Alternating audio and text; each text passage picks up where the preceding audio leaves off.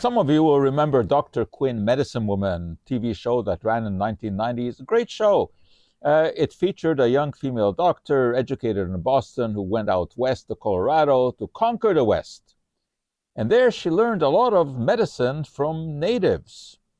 For example, she learned about the bark of the willow tree to relieve aches and fevers. Natives knew about this long before Edward Stone in England in the 1700s discovered the use of the willow bark. Natives knew a lot about medicine.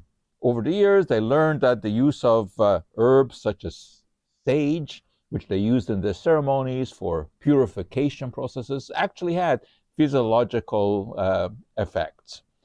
But the native medicine was actually hijacked by the so-called traveling medicine shows that crisscrossed the country in the late 1800s and the early 1900s. There would be jugglers and magicians and singers and comedians who would gather a crowd and then introduce the professor or the doctor, who was neither a professor nor a doctor, who would come and make a spiel for the product that they were selling. The most famous one was the Kickapoo Medicine Company. And they were very popular. They hired natives to sort of put on little acts during the show who were neither Kickapoo, although they were natives, but not Kickapoo. I guess they chose Kickapoo, which is a real tribe, because the name sounded very interesting.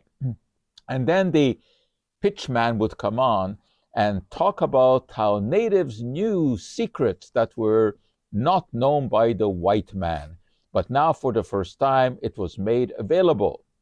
They hired Buffalo Bill Cody to be a spokesperson who would say that the Indian, and in those days, Indian was a perfectly acceptable term, the Indian would never be without his blanket, his bow and arrow, or his sagwa.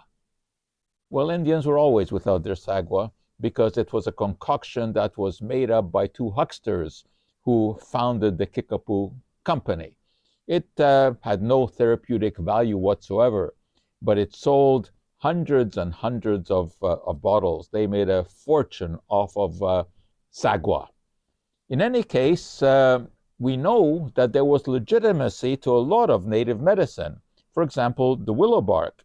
It contains a compound called salicin, which in the body breaks down and forms salicylic acid, which is a pain reliever, but it is also a stomach irritant.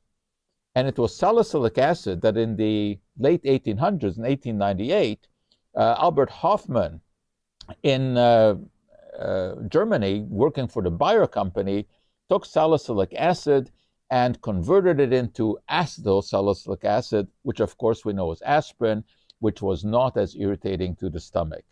So while Dr. Quinn learned about the willow bark from the Cheyenne, I think if she were around today, she would rather choose aspirin.